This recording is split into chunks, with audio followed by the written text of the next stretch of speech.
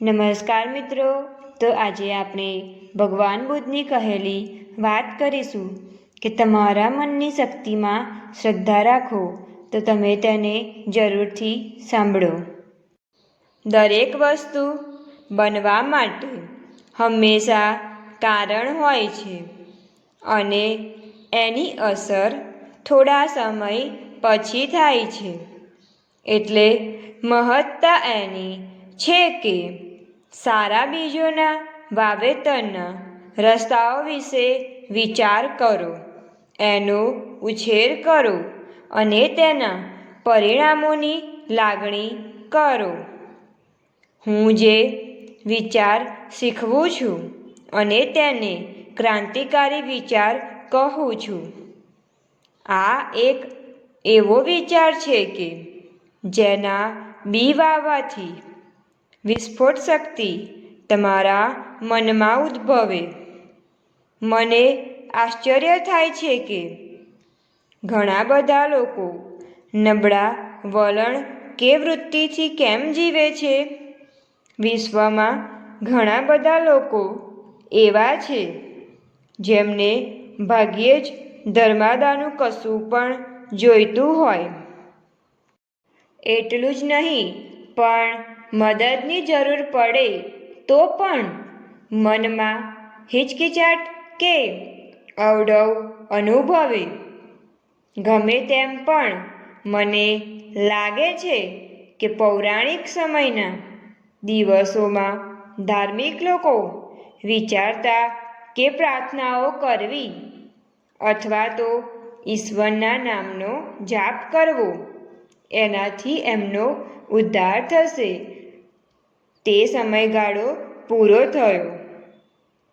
બધા લોકોને બચાવવાની આવી કોઈ તાત્કાલિક કે અતિ સરળ પદ્ધતિ કે જે એક યા અન્ય પ્રકારના ચિહ્નો પર આધારિત હોય તેવી હજુ સુધી શોધાઈ નથી.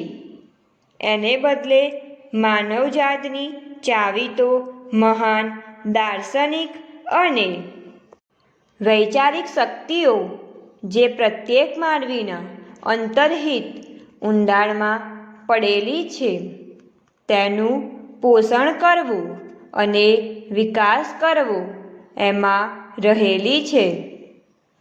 જે લોકો ખરેખર જાણતા નથી કે મનની અંદર જે પ્રક્રિયાઓ થાય છે એમાં અગાધ શક્તિ રહેલી છે, તેઓ કદાચ કહે કે એ તો માત્ર ખાલી શબ્દો છે, ભ્રમ અથવા તો આશ્વાસન આપવાનો વિચાર છે. વિચારના મૂળભૂત જે રસ્તાઓ છે એની લોકો ઉપેક્ષા કરે છે અને માત્ર તાત્કાલિક લાભો અથવા તો નજરે જોઈ શકાય એવી ઘટનાઓ જ જુએ છે. તેઓ કદાચ ઝડપથી ધનની પ્રાપ્તિના વિચારો તરફ નજર રાખતા હશે અથવા તો માંદગીમાંથી ઝડપથી સાજા થવાની પદ્ધતિ અંગે વિચારતા હશે.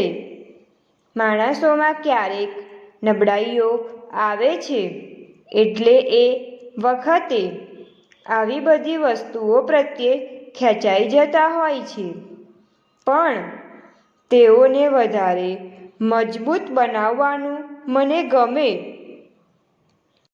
જો તમે મજબૂત બનો તો કરોડો સમસ્યાઓ ઉકેલી શકાય. ખરેખર હું તો કહીશ કે સમસ્યા જેવું કશું જ છે નહીં કે જે ઉકેલી શકાય નહીં.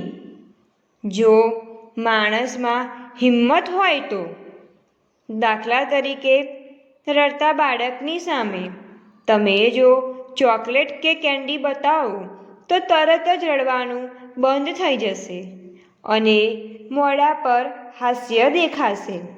અથવા પ્રશંસાના માત્ર એક શબ્દથી હિંમત આવશે અથવા ઉત્તેજિત થઈ આમ તેમ દોડશે.